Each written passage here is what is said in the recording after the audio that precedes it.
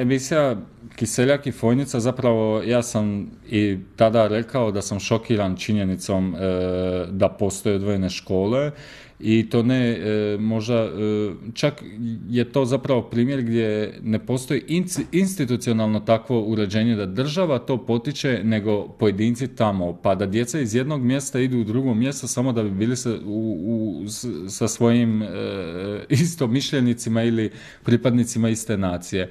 To me prilično na neki način zaprepastilo, jer ne vidim na koji način i jedni i drugi i roditelji koji tu djecu šalju, na koji način oni misle graditi neku budućnost sebi ili toj djeci u državi u kojoj žive. I mislim, taman i da se planiraju preseliti iz te države, nije mi jasno kako ih mogu na taj način učiti razlikama. Tim više me iznenadilo što su to na neki način Hrvati, pa imam više razumijevanja, ali s druge strane sam i puno opušteniji u tom smislu kritizirati. I ono što me iznenadilo kod te djece je što oni to na neki način prihvaćaju kao gotovo, kao činjenicu, kao uopće se ne trude na neki način pokušati upoznati druge. Bilo je nekolicina primjera i njih moram također istaknuti, koji su upravo upozoravali na to da se druže sa svima i da im je sve jedno i da oni nisu mijenjali školu da bi bili sa pripadnicima iste nacionalne manjine, ali vidjeli smo tamo u njihovom razgovoru da je takvih bilo tek nekolicina djece i mislim da su upravo to pojedinci koje treba poticati onda na nekakvu da su to pojedinci čije ponašanje i čiji pogled na svijet treba poticati, jer netko treba objasniti djeci tamo i ohrabriti ih da shvate da su oni svi u principu jednaki i bez obzira šta nazivaju svoj jezik različitim imenom ili što se na drugi način mole ili tješe, i dalje su oni u principu izloženi istim situacijama kao i sva druga djeca, tako da treba ohrabrivati takve pojedince. Zanima me u Kiseljaku konkretno situacija da li se proučava povijest recimo sukoba u Hrvatskoj ili se više proučava povijest sukoba u BiH, kakve su tu mišljenja i kakve su mišljenja ekipe iz Fojnice o tome kako se diše u Kiseljaku? Pa što se tiče povijesti u Kiseljaku, iskreno nama su profesori omogućili da biramo teme koje ćemo obrađivati iz historije, iz tog razloga što neće da nas zamaraju nekim nebitnim stvarima, jer i u 5., 6., 7. i 8. razredu osnovne škole radi se o tim prvim svjetskim ratovima, drugim svjetskim ratovima i to iz godine u godinu ide. Mi smo ove godine izabrali povijest medicine kao razvoj medicine i mislim da bi se trebale obrađivati neke teme, ali kako god se obrađuje povijest Hrvatske među Hrvatima, tako treba da se obrađuje povijest Hrvatske među Bošnjacima. Da se zna i da se upozna sa bilo kojim događajima, na primjer da budu jednaki i Vukovar i Srebrenica u jednom čovjeku, mada pošto on patriota i voli svoju zemlju, naravno da će na jedan način prevladavati taj neki vid genocid, u stvari na taj neki genocid, prevladavat će u njemu zbog vjere. Ok, ajmo recimo pričati o nekakvim nacionalnim obilježjima. Naprimjer, one priče sa svadbe, sa zastavama. To mi je bilo jako interesantno. Zanima me ko bi od vas možda to malo prokomentirao. Povrijedi to kada prođu svatovi kroz tvoje naselje, a ide hrvatska zastava. Bude to nekako, postavi čovjek sve pitanje kao pa zašto oni nisu u Hrvatskoj? Zašto tamo ne slavi? Onda, evo, na primjer, kod nas, isto u tom slavlju bude i turska zastava. Mi trebamo shvatiti da živimo u Bosni i Hercegovini, da je ta naša zastava. Evo, nedavno je bila posjeta Pape Franje u Bosni i Hercegovini i čovjek je uzeo bosansku zastavu u ruke, a nije se obratio Hrvatima i uzeo njihovu zastavu, jer je u Bosni i Hercegovini poštuje tu prvenstveno zastavu i odmah nam govori svima da je to jedna država Bošnjaka, Srba i Hrvata. Tako da trebamo shvatiti da u zemlju u kojoj živimo, da trebamo tu zastavu poštovati i da trebamo prema njoj ophoditi sa poštovanjem, jer bilo je ovdje priče kao Hrvatska mi je više ponudila. Onda je jedna moja drugarca spomenula kao baš postaviti pitanje tom nekom dječaku i rekao šta mu je Hrvatska ponudila. Bosna i Hercegovina je ponudila besplatno obrazovanje. Kakvo god ono da jest, ona mu je ponudila, a Hrvatska mu je ponudila tu neku putovnicu. Bitno je da ljudi shvate da život u Bosni i Hercegovini je moguć. To smo vidjeli 6.6. Posjetom Pape Franje, kada je Bosna i Hercegovina jednim plućima disala. Gledala sam cijeli prenos.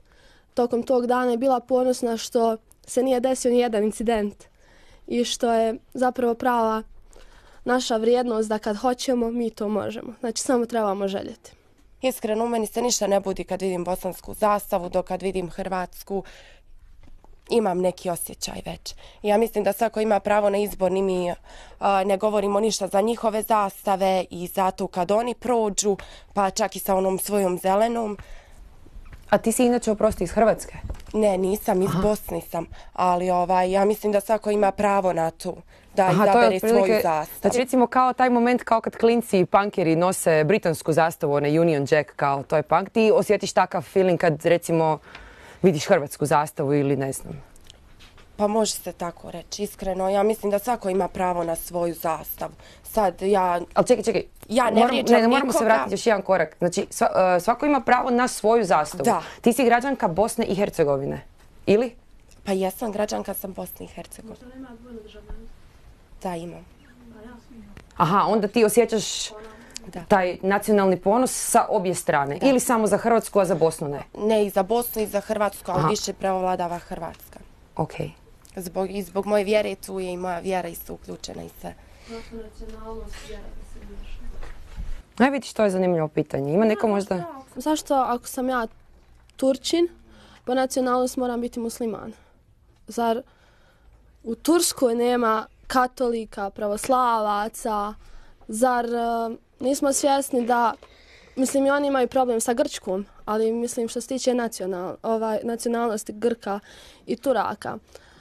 Tako ja smatram da ako si katolik, ne moraš biti Hrvat. Zašto ljudi koji su u Njemačkoj, a katolici su, jesu oni Hrvati? Nisu. Jesu muslimani koji su Arabi, jesu oni Bošnjaci? Nisu. Jesu ljudi koji su Rusi, pravoslavci, jesu oni Srbi? Nisu. Nemojmo vezati nacionalnost i vjeru, molim vas. Mislim... Hvala. Komentari? Pa to je jednostavno tako u našem okruženju, svi povezuju vjeru i nacionalnost. Mogu ti ja postaviti jedno potpitanje? Možete. Isto tako na našim prostorima recimo bilo uvriježeno da žena nema pravo glasa. Da žena mora biti kod kuće u kuhinji i da nema šta ići u farmaceutske škole, pogotovo u škole, bilo kakve. A to je isto bilo uvriježeno. S tim se ne slažem. To se tako recimo, tako se to radilo kod nas, to je kod nas to tako tradicionalno, šta će žena imati, šta. Pa ti ideš u školu, pametna si žena. Jesam. Probila si neke stvari koje su možda tvoji roditelji ili tvoji baka, djed razmišljali, probila si kroz neke te barijere. Zašto onda kažeš za neke druge stvari, to je tako? To su puno veće stvari od ovih. I imamo veći utjecaj i roditelja i naših baka i djedova. I to nije lako, mi se možemo truditi svi mladi da se mi ujedinimo i nešto, ali uvijek će imati neke podjele.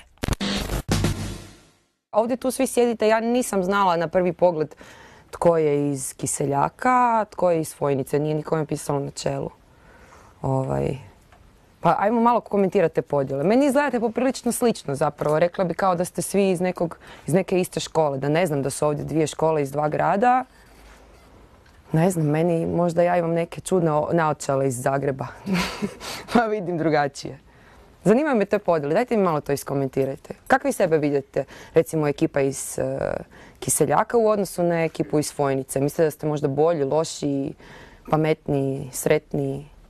Pa uvijek će biti podjela i uvijek je i bilo podjela, što se radi, što se tiče u razredu podjela. Uvijek se prave neke grupice s kim se bolje slažeš, s kim imaš nekih zajedničkih tema, a nije bitna toliko ta nacionalnost. Sad ja imam dosta drugarica, drugova koji su druge nacionalnosti. Tačnije, pošto sam Srpkinja i manjina sam ovdje, svi su mi druge nacionalnosti. Nemam ni jednu drugarcu ili druga koji su moje nacionalnosti.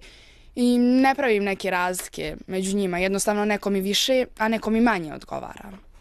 Znači, ajmo reći da li ti je bitan taj moment da ti neko kao čovjek paše? Da, kao čovjek da mi paše. Ok. A je li neko među vama, ne znam, baš se ne bi s nekim družio, makar mu paše ko čovjek ili ko osoba, ali baš mu ne paše nacionalnost ili vjeroispovijest te osobe?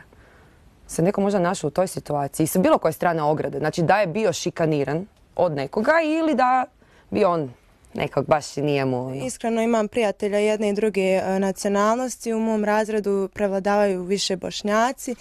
Sa svima se družim podjednako i ne pravim te neke velike razlike. Kao što je moja kolegica pored mene rekla, bitno mi je dakle kako se neko prema meni postavi kao čovjek i kako se neko ponaša prema meni. Ja dolazim iz Funjce i većina mojih iz osnovne drugova su došli u Kiseljaku, u srednju školu. Ja sam u Funjci ostala i u svom razredu sam jedini katolik, ali to mi ne smeta. Većina njih što ide u Kiseljak, na primjer, i dosta iz Funjce.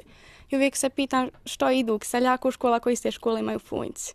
I mislim da, ja mislim da on neće u Funjci zato što je više muslimana, zato što nije više katolika. A to tebe ne smeta, ali da li misliš da nekoga smeta možda u tvom razredu? Po mom razredu mislim da im ne smeta jer se svi uklopila sam se sa njima i nikad nisu ništa ni govorili ni da je bilo na nacionalnoj strani ni na što se tiče vjeroispovijesti. Neka društva i neke osobe su išle na primjer u Funjcu u osnovnu školu, a imaju srednju isto u Funjci, ima i gimnazija i medicinska i skoro sve iste škole što imaju u Kiseljaku. A pitam se što nije niko htio u Funjcu. Pa upisala sam u Kiseljaku najviše zbog društva. Pošto je većina tu došla, tako da... Mada mi ne smeta to nikako tu. Pošto u razredu nas većina je Hrvata, ali ne smeta nam to što idu i oni tu u školu. Da, baš zanimljivo mi je to jako slušati kako radite te nekakve male mikrorasističke komentare, što me zapravo jako boli, zato što, ne znam, nastojim nekako kroz svoje umjetničko djelovanje da toga više nema na ovom području. A šta ćete sa fakultetima, Jeste razmišljali možda o tome? Je li ima neko da ima ambiciju studirati? Pa svi bi htjeli. Pa lijepo, ajde da vidim gdje ćete na fakultete. Kako ćete odabrati programe na tim fakultetima?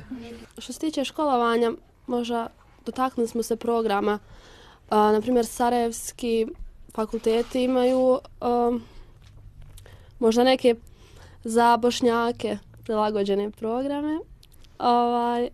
Mislim, možda će zvučati loše, ali će možda neki izabrati studije u Mostaru, neki u Sarajevu, a neki u Banja Luci. Onda mi smo akademski građani, a ne samo neke igračke političkih stranaka. I, mislim, to treba da shvatimo kada odemo na faks. I trebamo da shvatimo, da tražimo znanje, jer znanje je najvažnije. I nije bitno, hoću li ja završiti faks u Mostaru, Džemala Bijeća, ili ću u Banja Luci završiti nešto, ili čak u Sarajevu. Bitno je da odatle izađem kao akademski građanin koji će pomoći svojoj državi i pomoć ljudima kojim treba pomoć, ali ne ona pomoć stranačka, vjerska, nego intelektualno. Ljudska. Da, ljudska, da. Željela prokomentarisati ovo što je kolegica rekla za Sarajevo, kao da je tamo napravljen bošnjački program. To meni nema uopće nikakve logike, kako ću reći, jer u mene moja rotica ide na fakultet u Sarajevo i njoj uopće ona nikad se nije požalila ni na šta da je napravljeno za bošnjački. Isto imam rođaka koji su u Mostaru na fakultetu, ni on nikad nisu ništa rekli da je tamo napravljeno kao po hrvatskom planu i programu. Tako da mislim da to uopće nema veze, nego je više bitnije gdje tebi odgovara, koji ti smjer hoćeš upisati, koji želiš, šta želiš, ali također isto mislim, ja imam veliku želju da nastavim dalje školovanje na medicinski fakultet da idem, ali isto znam da je to i otežavajuće normalno, jer koliko je danas teško samo upast na medicinski fakultet. Ja sam rekla pod navodnicima bošnjački jer nas tako vlasti kategoriziraju da je zapravo Mostar, taj hrvatski grad, Banja Luka je srpski, a Sarajevo bošnjački. Znam dosta ljudi koji su Hrvati koji završavaju studije u Sarajevu, tako da ja se ponosim Sarajevom i njegovom multikulturalnošću i svim onim što on pruža, jer mi smo zapadni Jeruzalem. Tako da to sve govori. To sve bosanski gradovi. Voljela bi da to se ne miješa, ali iskreno govoreći, mislim da je Nihada htjela da kaže da, na primjer, Vaza bi ti rekli ako hoćeš u Sarajevo neki fakultet, kao lakše ti upast u Mostaru, jer si kao Hrvat, a ako u Mostar hoće neko da ide ko je musliman ili bošnjak, Vaza bi rekli kao male sti šanse da ćeš proći, kao moraš naći dobru vezu. Ja mislim da je ona na to misla da se većina Hrvata ide u Mostar, ima i dosta u Sarajevu, ne znam, ne studiram srednja sa škola, ali ne bi trebalo to da pravimo, uopšte te razlike. Znam da ima dosta rodica, drugarica mi koji su katolici i Hrvati su i da idu u Mostar kao neće u Sarajevo zato što ima više muslimana. Mislim, meni to ne predstavlja problem, ne voljela da to radi, da tako govori. Ne vidim razloga zašto da mi, evo na primjer ova 3 grada, Sarajevo, Mostar i Banja Luka, osjećamo različito. Na primjer, kolegica je rekla kako se ona ponosi Sarajevo. Mislim, zašto se mi ne ponosili Banja Luku i Mostaru? Mislim, to su ipak gradovi koji se nalaze u Bosni i Hercegovini, trebamo njih da osjećamo isto kao i Sarajevo, a ne da odvajamo nešto. Tako. Rekoh ja nekad na prošlim snimanjima da je kontrolirati, kontrolisati, da ima isto značenje. Ja stojim sa tim stavom i dalje, znači moguće je da je fakultet u Sarajevu po bosanskom planu i programu, a Široki Brijeg ili Mostar, ne znam, po hrvatskom, ali što se tiče upadanja na te fakultete, mislim da je ipak bitniji taj prijemni i taj naš neki ukupni prosjek ocjena u indeksu nego te jezične neke barijere. Ja ću gledat gdje mognem upisat, ako bude Sarajevo svaka čast jer ja taj grad volim, isto tako i Mostar i Banja Luka i Široki, sasvim je svejedno. Mislim da nema veze ni gdje ćeš upisati, koje si nacije.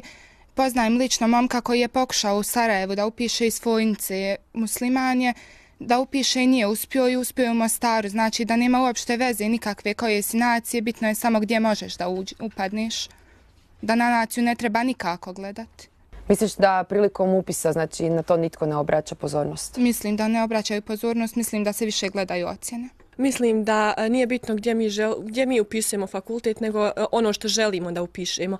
Ako to, na primjer, nemamo u Sarajevu ili u Mostaru, i normalno da ćemo ići u Banja Luku ako taj smjer imamo, ili ako nemamo u Banja Luci, možemo u Sarajevu ili Mostaru, da uopšte nije bitna nacionalnost, vjera, nego samo naša želja i ono što želimo. Nisam ja mislila da će se da gledaju nacionalnost, ko već to određuje, ko će proći, ko neće, nego samo želim reći da će se mnogo više, na primjer, Hrvata opredijeliti za Mostar zato što su većina Hrvati dolje.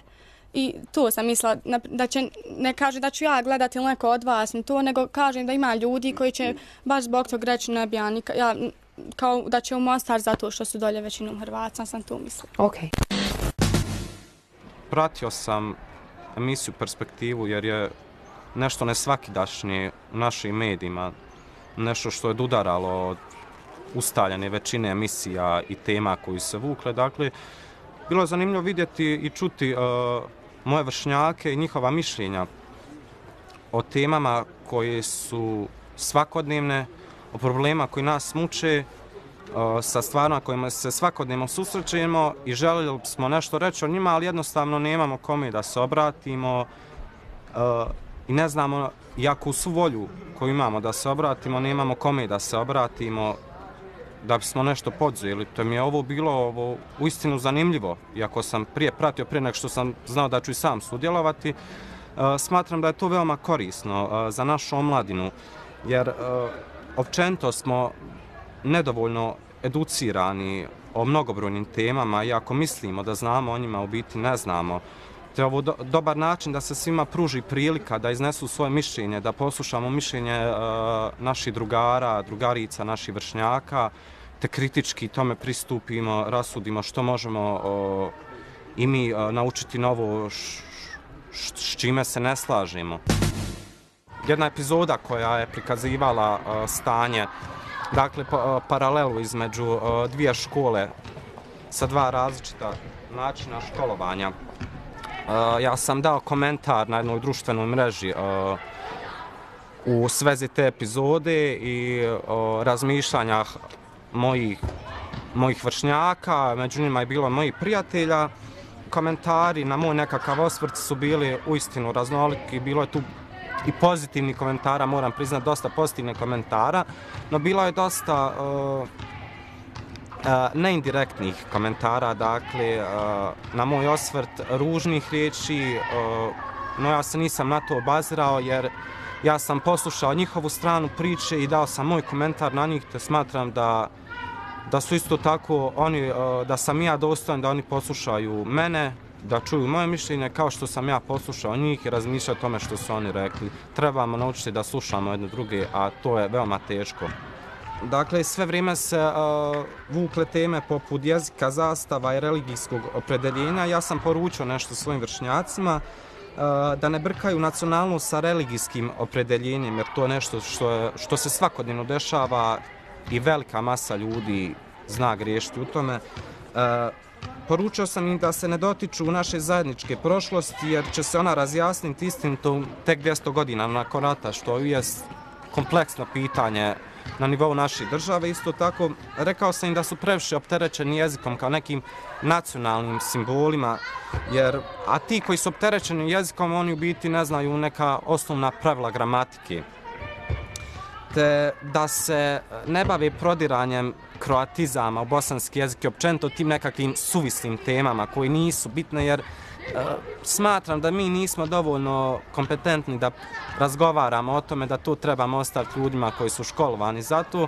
Na kraju sam jednostavno dobronamjerno poručio da je to za mene sve politika, da ja nisam na ničoj strani, da ne znam niti jednu himnu na pamet i da nemam niti jednu zastavu kod kuće, jer kao što kaže Steve Dubioza i kolektiv, kažu da je Bosna država za rođaka i da smo na vrhu liste podljev mozaka. Mislim, to je za mene naša stvarnost, ali treba se boriti protiv toga jer mi imamo tu snagu u našim rukama.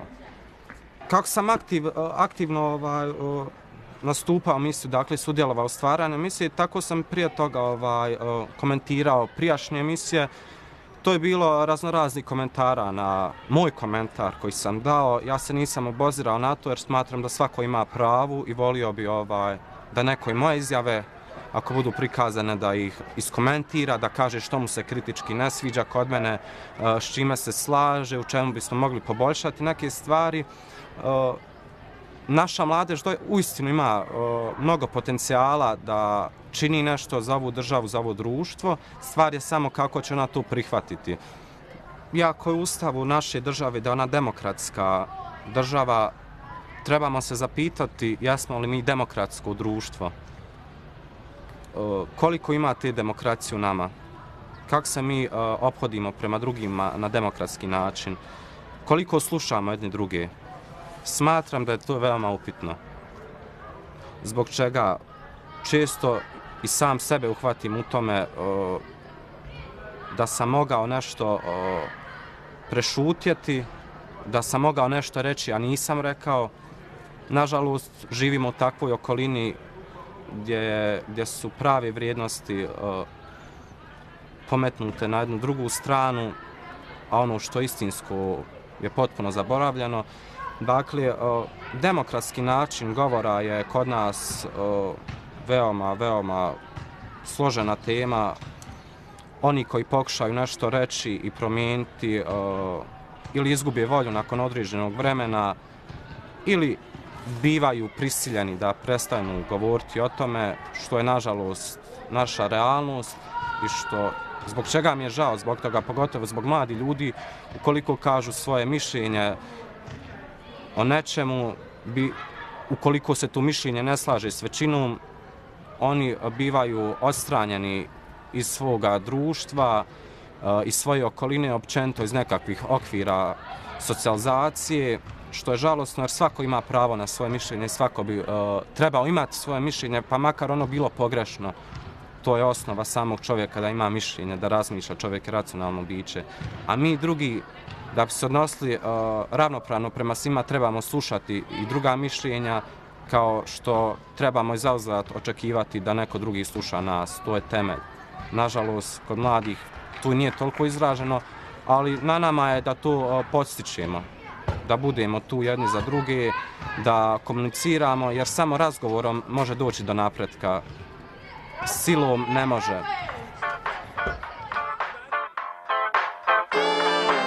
Ratujemo ti i ja, ko plima i oseka. Ratujemo ti i ja, ko gitara i harmonika. Ko Bill Gatesa hakerima. Ratujemo ti i ja, ko Bin Laden s Amerima. Ratujemo ti i ja.